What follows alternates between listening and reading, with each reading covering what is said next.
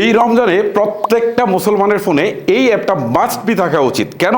আমি আপনাদেরকে দেখাচ্ছি, আমার স্ক্রিনটার দিকে একটু খেয়াল করেন, দেখেন এখানে আমি অ্যাপটাতে রয়েছি, নামাজের সময়সূচিটা কিন্তু এখান থেকে সে দেখাচ্ছে। ওকে, সো পরবর্তী নামাজ কয়টায়, সেহেরি কয়টায়, ইফতার কয়টায়, সব কিছু এখান থেকে কিন্তু আমরা দেখতে পাচ্ছি। তারপর সালাতের সময় এখান থেকে অ্যালার্ম সেট করতে পারবেন, এটা খুবই ইন্টারেস্টিং। অ্যালার্ম সেট করলেই কিন্তু যখন নামাজের সময় আসবে তখন সে অ্যালার্ম দিবে আপনাকে। তারপরে এখান থেকে সালাতের নিষিদ্ধ সময়গুলো দেখাচ্ছে, এখান থেকে কুইক শর্টকাটগুলো দেখাচ্ছে, হাদিস, কিবলা, তসবি, ক্যালকুলেটর। ওকে, তারপরে ইন্টারেস্টিং যে বিষয় সেটা হচ্ছে এখানে দেখেন নিচের দিকে মেনু বারে কোরআন নামে একটা অপশন রয়েছে। এখানে যদি যাই তাহলে আপনি দেখতে পারবেন যে আপনার কোরআনের সমস্ত পারাগুলো এখানে রয়েছে। আপনি যদি একটার উপরে ক্লিক করেন তাহলে দেখতে পারবেন আরবির পাশাপাশি এখানে বাংলা তর্জমাও কিন্তু করা হয়েছে। এখানে দেখেন প্লেয়ের একটা আইকন আছে, এখানে যদি ক্লিক দেন তাহলে এটাকে আপনি ডাউনলোড করে কিন্তু এটা শুনতেও পারবেন। এইটা তো সারা বছরই থাকা চাই, আর রমজানে যেহেতু আমরা একটু বেশি ইবাদত বন্দিগি করি, সো এটা তো অনেক বেশি দরকার। সো বুঝতেই পারছেন, আমরা একটু ব্যাক করে চলে আসি, দেখি আর কি কি রয়েছে। তারপর এখানে দোয়াতে যদি দেয়, দেখেন এখানে দোয়ার জন্য আলাদা করে মেনুবার তারা তৈরি করেছে। ওকে, এখান থেকে সালাত নামাজ এইটা দেখেন রয়েছে, ওজন নিয়তটা কিভাবে করবেন, ওজন নিয়তের দোয়া সব কিছু কিন্তু এখানে রয়েছে। আমি দেখাতে গেলে অনেক সময় চলে যাবে। ওকে, তারপর বিবিধে গেলেও কিন্তু আপনি এখানে অনেক কিছু পাবেন।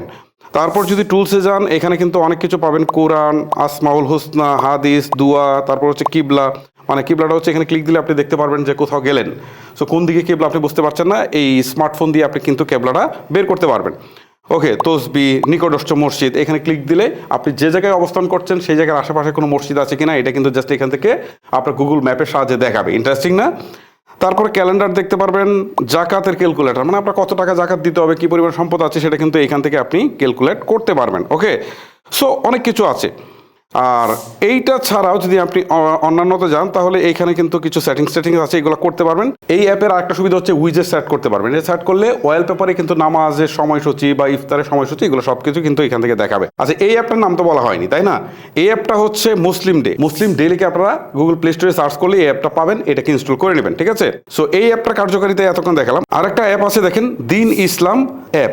এইটাকে যদি আপনারা ইনস্টল করে ওপেন করেন, এইটা কিন্তু খুবই চমৎকার। ওইটাও যেরকম চমৎকার ছিল এটাও চমৎকার। দেখেন নামাজের সময় কোরআন, হাদিস, দোয়া এখানে আরও সুন্দর করে ডেকোরেট করে কিন্তু সাজানো হয়েছে। ঠিক আছে, সো এখান থেকে নামাজ ট্রেকার নামে একটা অপশন রয়েছে, তারপর হচ্ছে এইখান থেকে কোরআনের মেমোরাইজ রয়েছে।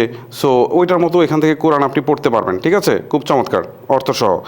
তারপরে এখানে আরও বেশ কিছু অপশন কিন্তু রয়েছে, ওইটার থেকে আরও বেশি অপশন রয়েছে। এই দুইটা অ্যাপ যদি আপনার কাছে থাকে তাহলে আমি বলবো যে আপনার ইবাদত বন্দেগী যদি আপনি চান স্মার্টফোন থেকে অনেকাংশে করতে পারবেন।